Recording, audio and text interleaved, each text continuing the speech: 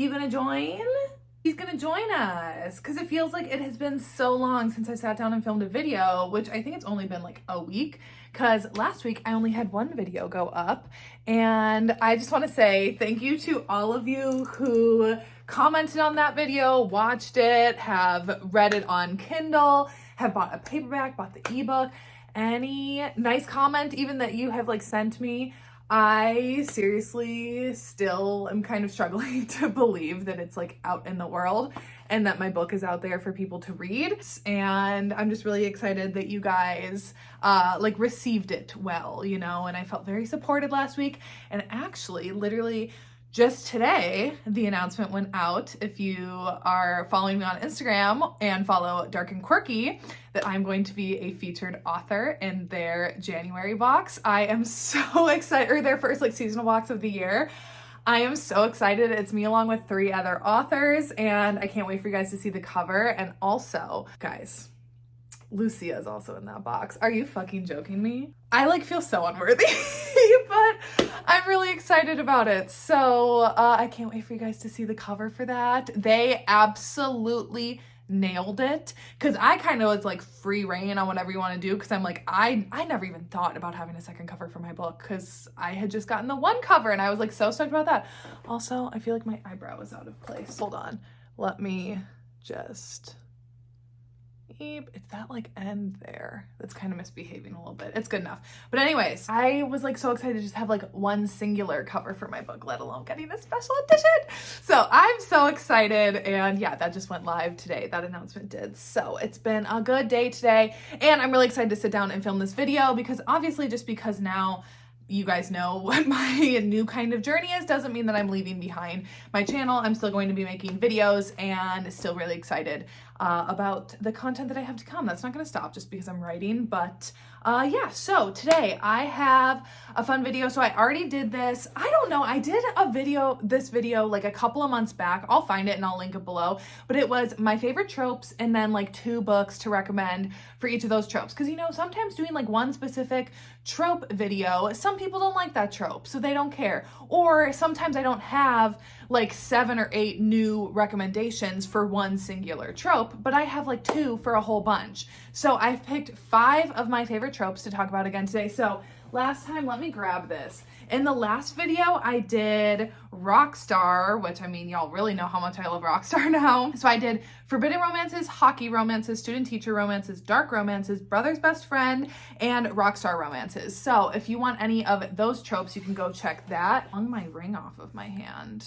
My fingers are like really, they're like, seem small today. I have like really chunky fingers, but this one seems like small to, I think because it's like so cold out that my hands have like shriveled. So those are the ones that I had previously, and now we got 5 new ones to, or wait, 6 new ones. 1, 2, 3, 4, 5, 6. 6 new tropes to go through. So I'm bringing you 12 recs today. So that's a long enough intro. Let's go ahead and jump right on in. Okay, so first up, we have dad's best friend romances. So obviously there are going to be some sub tropes that fit in to some of these books too, but like most prominently, these are dad's best friend romances. So let's go ahead and talk about 2 of my absolute favorites, but I want to first talk about Wanting Mr. Kane by Shanora Williams. This is a trilogy. This is the first book in a trilogy, and it follows, all 3 books follow Candy and Quentin. So obviously that's who we're following in this one. So Candy has always had a crush on her dad's best friend growing up. And when she finally turns 18, she decides that, you know, she wants Mr. Kane for herself. And she's not afraid to go after what she wants, even if he, has a girlfriend that she doesn't really like, and he doesn't really even like either, so like it's fine. And she kind of sucks anyways, so we're okay. But if cheating is a problem for you, then definitely steer clear of this one. But I personally don't care about it in books. I quite enjoy it in books, actually. And she starts making her move on Mr. Kane. And let me tell you, Quentin can appreciate that Candy's beautiful, but he's also like, I can't cross that line. I've known her since she was little. Her dad is my best friend. I can't cross this line. And also he's in some like interesting work, and he's like, you know, I just really can't bring Candy into this world. However, he can only take so many advances until he's finally like, you know what, I want candy too. And it ends up being their romance. This entire trilogy is such a fun ride. This first book is my favorite out of the three. These two just have like a magnetic attraction to each other. Like they can't get enough of each other, and it's so fun to watch. Truly, I absolutely love this one, and if you haven't checked it out yet, you really need to. Spice is good, the plot's good, everything about it is just good. And second, Dad's Best Friend is What Was Meant to Be by QB Tyler. So this one follows Whitney and JP. So it's also second chance a little bit too. So Whitney is in her early 20s, and she's actually getting ready to get married, or not like that close to getting married, but whatever. She's going to get married.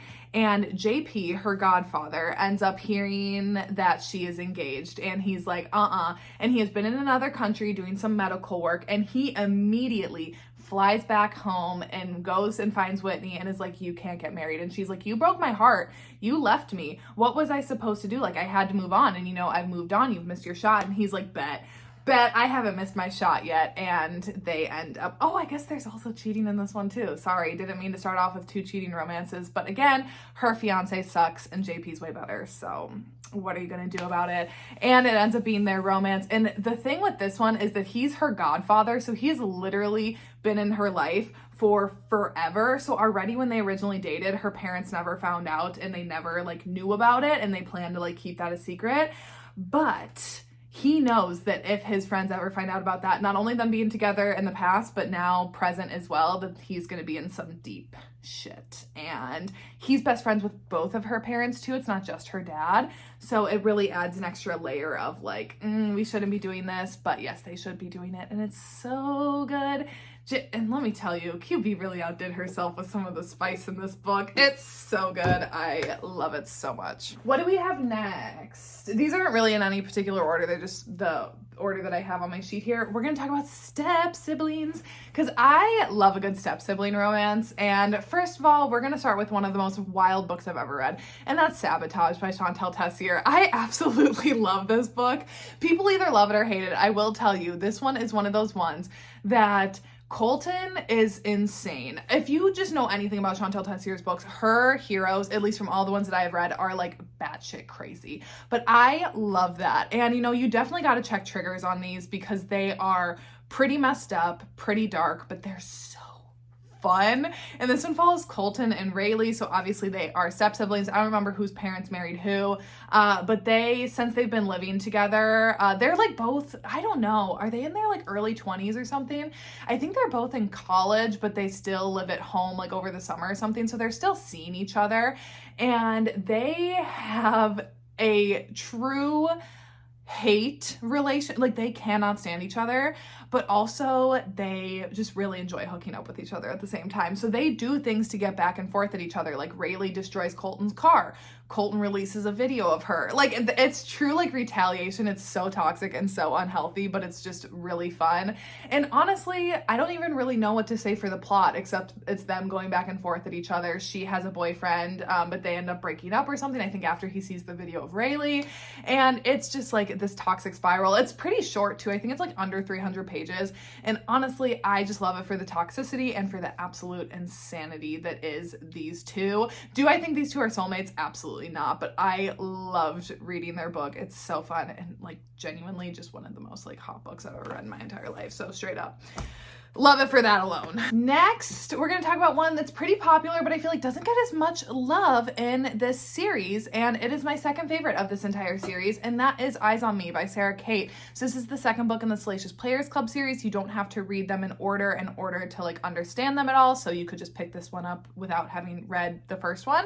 And this one follows Garrett and Mia, right? So again, they're step siblings, but they're older now at this point. So Garrett, I think, is like almost in his 30s, and Mia's in her like early to mid 20s, and their parents got married when they were younger, when they end up back at their family's cabin for a weekend, and Garrett unknowingly stumbles upon his stepsister doing her job one evening, which is being a cam girl, and he can't peel his eyes away, even though he's like, oh my gosh, This Is My Stepsister, he's also like, this is my stepsister. And he starts watching anonymously and starts chatting with her online, but he hides his identity. So she has no idea that now this new person that she's chatting with online is her stepbrother. And Mia really looked up to Garrett a lot when she was younger. And as they've grown up and been adults, they've definitely drifted apart a lot. Garrett struggles a lot with his mental health, and he's kind of like removed himself from his family a little bit and really just dove into Salacious Players Club, which is their sex club business. And he just really has kind of like stepped away from his family. But then he's getting reconnected with them a little bit, getting reconnected with Mia. And when they are both staying at their family's cabin together, they really start reconnecting, and it ends up being their romance. I loved this one. I really love Mia a lot, and I loved their organic connection that they kind of grew. Like, obviously they were both physically attracted to each other. They really like connected on a deeper emotional level, and it's just so good. I really, really love this one. I feel like it doesn't get as much love over the course of Salacious Players Club, which is fine. Like, everyone has their personal preferences. Like, Mercy obviously is still my favorite, but this one is really great, and I feel like underrated out of them. What do we have next? We have emotional. We have emotional romances. So technically one of these I would classify as a love story. I wouldn't classify it as a romance, but we'll chat about it. And you know, let's go ahead and chat about it then. And that is Where the Mountains Meet the Sea by A.R. Breck. If you are new to my channel, then here you can hear the explanation for the first time. If you are not new, then if you still have not picked up this book yet and I've been telling you to, you gotta freaking do it. So this one follows Roman and Luna, and it's also a childhood friends to lovers and second chance romance, but truly this is a very, very emotional book. So Roman and Luna, they originally start out as being next door neighbors. When they are both like elementary school age, their parents end up moving in next door to each other on a lake in Wisconsin. Shout out Wisconsin. And they grow up being really good friends. And you see them, you spend about like 160 pages of them over the course of like their childhood. So them being that like elementary school age all the way up through high school. And then so that first 160 page chunk is like over those years.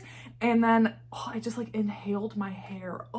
The rest of the book is spent with them as adults. So I know the beginning part, some people don't like that as much. I was definitely wary of that, but trust me, like the time you really need with them as kids and like establishing this bond that the two of them have. So as they're growing up, they start out as friends, then they start dating, and they realize as they are approaching graduation date, Roman is a year older than Luna, and his dreams of becoming a musician are going to take him out to LA, and Luna's dreams of becoming a ballerina are going to take her to New York. And they kind of realize that their dreams are taking them in opposite directions, and they do end up separating. And then you go on a journey with both of them as adults as they are on their individual paths that they both go through so much on their own. And then it's about them finding their way back to each other. And I don't want to say anything more. I don't want to ever give anything away about this book, but it is truly the most soulmates of soulmates book I think I've like ever read. I love these two characters so much. Every single moment in this book was purposeful and needed. There was never like, I feel like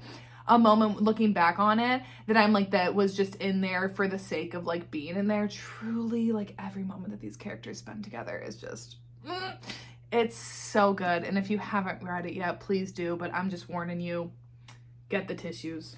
Get the tissues. And then this one I would classify more as a romance. And again, I don't really know how to talk about this one, but I wanted to include it because it was so good. And that is When Ashes Fall by Marnie Mann. So this one follows Alex, and you actually are following 3 POVs in this one. It's Alex, Smith, and what's the other one? Dylan. So you're following Alex in present day, and then you're getting a POV, who's the past one, of Dylan in the past and then Smith in the present. And trust me, this is not a cheating romance. If that's what you're thinking, it's not. But you are getting 3 POVs, and you are seeing Alex's relationship with 2 different men unfolding. She's a first responder living in Boston, and she ends up meeting Smith, and they end up kind of hitting it off, having a great time. However, you are seeing in the past her relationship unfolding with Dylan, and you're not really sure how all of the pieces fit together. I am going to leave it at that. I know that is so vague, but truly I don't know how to talk about this book without spoiling things, and I don't want to spoil it for you because truly I went into it blind, and I'm so happy that I did because it kept me like guessing and kept me really like itching to read more. But I will just warn you, it is emotional. But if you're thinking that there's cheating, I promise you there's not, but it's so good. I love Marnie Mann. She is like my favorite author that I started reading this year. Next up, let's go with some hate to love / kind of like enemies with benefits, I guess. These like both of the books, I guess, kind of like fall into that category here. And this one is obviously popular, but I'm not going to not talk about a book just because it's popular, because in case you still haven't read it yet, you need to read it, and that is Twisted Hate by Anna Huang, my favorite book in the Twisted series.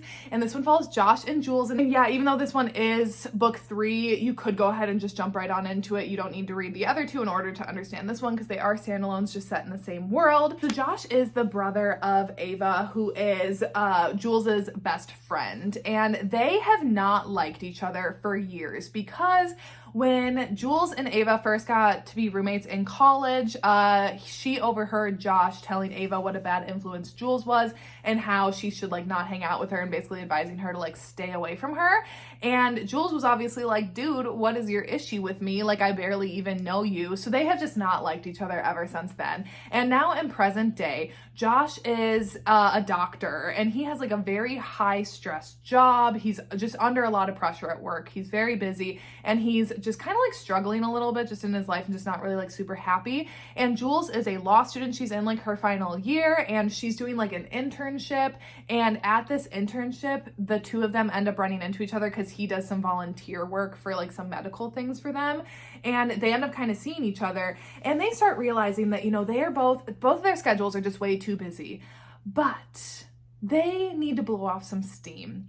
And what better way to do that than with someone that you find physically attracted, but that you know that you're not gonna ever like form any deeper connections with because you hate them. And they're kind of like, let's just strike up this mutually beneficial relationship for us where we'll just hook up, but we know like no feelings involved, no dating, so it doesn't take any time away from our schedules, whatever. And you know that all goes flying out the window, and they end up falling in love. But it's their book. It's so good, and truly the enemies with benefits last for a long time. That's what I want in a hate to love book, is for them to genuinely hate each other for an extended period of time, rather than them like hate each other for like 100 pages and then all of a sudden they're in love. No, this hate lasts for a long time, and it burns so bright, and it's so good. And just especially when they start hooking up, it's just, their connection is so good. I absolutely love the 2 of them. And like I said, this is my favorite book in the Twisted series. It's just amazing. And if you haven't read it yet, you got to.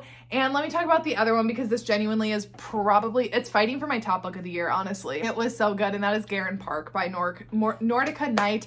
I have talked about this book a lot recently, but that is because I just love it so much and I already want to do a reread on it. So again, this one is a hate to love, and again, kind of enemies with benefits sort of situations. This one follows Devin and Maddox. It's an MM romance as well. And the 2 of them, they both live in the same trailer park, and they are both motocross racers, and they are rivals in the sport, complete enemies. Their dads raised them to absolutely hate each other because they were always competing against each other. And they are in very similar circumstances. Both of their family lives are not great. Both of the sets of their parents kind of suck, but they both have 2 older brothers who are best friends. So they're always kind of like around each other. And one night, Devin ends up actually showing up to Maddox's trailer, like on the verge of dying. He has been stabbed, he's been brutally beaten, and he was beaten up by his dad. And he comes to Maddox's trailer looking for his older brother, and his brother is nowhere to be found. But Maddox is like, I'm not gonna leave you out here, like come in and let me take care of you. And he like stitches him up, cares for him, whatever. And from that point on, they start kind of seeing each other in a little bit of a different light. However, they still absolutely hate each other. They're still always fighting with each other, always beating each other up. It's so good. Their hate really burns so brightly in this, and I love that aspect of it. And they start to realize like maybe we are kind of attracted to each other as well, even though they still hate each other. So even when they start hooking up, they still maintain that like hate, and it is so good. I like can't say enough good things about this book. It's a duet. I read part 2. You could like just read 1, and it's honestly like satisfying. Like you wouldn't need to read book 2. I personally loved book 2 as well, but honestly these 2 are just so good. And this is like the best hate to love romance I think I've ever read in my entire life. It is just palpable how much they hate each other. It's so good. So we got roommates / forced proximity romances. I know that there are other types of forced proximity, so I could honestly do like more of them later on, but these 2 specifically are 2 roommate forced proximity romances. And the first one that I'm going to talk about is Hawk by Jessie Hall. So this one follows Hawk and Cole. So Cole is living with her boyfriend, and without telling her, he decides that they are going to have a new roommate who is Hawk, who is fresh out of prison. And Cole has been raised like pretty conservatively, and her boyfriend's family is like very conservative and just very like, like uppity and think that they're better than everyone else, whatever. So she's like, why are we letting this dude who just got out of prison live in our house? And he's like, you know, it's technically his house, like we owe him a favor, whatever, like you just kind of got to suck it up. And Cole's like, could you have at least discussed this with me? And her boyfriend's like, nah, whatever, just like deal with it. And she's like, screw you, but whatever, her boyfriend sucks, and you learn that over the course of the book. But anyways, Hawk is their new roommate, and when Hawk arrives, he immediately is like, y'all, I don't get the two of you like being together, whatever, but they start living together, and immediately Hawk can tell that Cole just like does not really want him there, and that she doesn't really like have a lot of like experiences, or doesn't really like see a lot of like different types of people, where, you know, he's like fully tattooed, he's a little rougher around the edges, and he's like, she just like doesn't even know what to do with me, and he kind of has fun playing with her a little bit, and she definitely can like dish it back out to him. And when her boyfriend starts traveling for work all the time, and there start being more strain in their relationship, and she just feels like really unequal from him, Hawk is right there to be like, you don't deserve that. You deserve someone better. But he's not letting her know why he was in prison and everything. So she's still like treading a little bit lightly, and it ends up being their romance. Once again, there's cheating in this one. Sorry, I really didn't realize that there were so many cheating books that I had on this list. But once again, I really love that. And again, her boyfriend's trash. So like, again, I don't really care. But this one really gave me like strong after energy. So honestly, if you are an after fan like myself, this one definitely kind of gave me after vibes a little bit, and I really, really enjoyed it. That Sick Love is still my favorite from Jessie Hall, but I really loved this one too. And next up for Roommates, Forced Proximity, we got The Frat Boy by Nikki Sloan. So this is the fourth book in the Nashville Neighbors series. Again, standalone, don't need to read the other three in order to read this one. And this one follows Colin and Madison. And obviously, as you can tell by The Frat Boy, they are both in college. Colin is in a frat, Madison is in a sorority, and at the beginning of this book, they have like these like Greek life games or whatever, where all the frats and sororities are competing, and there ends up being a bit of a scuffle that goes down, and Colin and Madison both end up taking the blame for it, and they are kicked out of their respective Greek life places. So they are both in need of places to live, and they both cannot tell their families for different reasons that they have been kicked out and that they are needing a new space. So they are both kind of scrambling a little bit. And again, without knowing it, because they hate each other and they would never choose to do this voluntarily, they both ended up finding a content house that is off campus that is kind of like an OnlyFans house with like a few people that live there. It's like this couple that run it, and then there's two other people that live there, and then Colin and Madison would be the second two people to live there. So you can live in this house with them. You just have to like work and make content for them. And that is something that they both are like kind of interested in, but also like desperate enough to be like, we literally need a place to live, so we're gonna do it. And when they both show up to like interview, they realize that the other is also interviewing, and then they have to interview together even though they don't like each other, and they're both kind of in this situation because of the other one. It's so good. And then they start living there and creating content, and you know that the more that they have to create content together, the more the kind of those like ill will towards each other just fades away, and in its place becomes like love and lust. So good. I really love this one. It's probably my second favorite out of the Nashville Neighbors series. I think The Doctor is still my first favorite, but I really loved this one. I really enjoyed the connection between the two of them and like the organic connection. I think the premise is just interesting. Oh my God, I need my bangs cut so bad. Sorry, I know I keep touching them, but they're driving me actually crazy. And anyways, I really enjoyed this one a lot. It's hot, but has good plot. So that's that. Okay, and then my last one is Reverse Harem / Why Choose. So I have read so many. I truly love this trope, because sometimes I'm like, why do I want to just read about like 2 characters when I could be reading about like 4 or 5 characters? So first up, I have Lords of Pain by Samantha Rue and Angel Lawson. This one is a really dark one, and it's a bully romance as well, so I'm just warning you, make sure that you check triggers for this one, because these dudes are like no joke, and they are like not chill in any way, shape, or form. So this one follows Story, and it is a trilogy. I highly recommend reading the trilogy, but you could just read like the first book, you know, and like be fine. This one follows Story. Oh, and I guess it's also Step Sibling. Shut up. One of them, I forgot about that one of the dudes is her stepbrother. So anyways, years ago, Story's mom married, I can't remember his name, one of the dude's dads, and he kind of set out to harass his stepsister a little bit, and he just didn't want his stepsister or his stepmom around at all. And so him and his friends have a little incident with her, and she ends up running away, and she has not been seen or heard from for a while from her stepbrother or his friends or any of her family, whatever. But then she ends up having like a stalker situation at her old campus, and she ends up needing to find some protection. So she decides to come back home to this new university and find her stepbrother, and she enlists to be their lady. So basically her stepbrother and his two best friends, they are the lords of this university, the Lords of Forsyth, I think is what it's called. And basically, it's basically like a frat, but run by like kind of like in like dirty money kind of business people, you know, like kind of shady, but I don't know, you know, like secret society-esque. And they basically get to choose a lady every year, and girls line up for this opportunity to become their lady and basically just get to do whatever they tell her. Like, she just lives with them and is basically at their beck and call all year long. And when Story shows up, the three guys are like, what are you doing here? And then they're like, of course we're gonna make you our lady because we are ready to like destroy you. And she can't really do anything about it. So then it's also kind of forced proximity a little bit because she does end up living with them. And she just starts to see new sides to all of them, to her stepbrother and the two guys. And I genuinely love this trilogy so much. I know it's expanded more to be in some of the other frats. I haven't read any of those, but I truly loved this entire one. I actually really liked her relationship with all three of the guys. I think is Wrath one of them.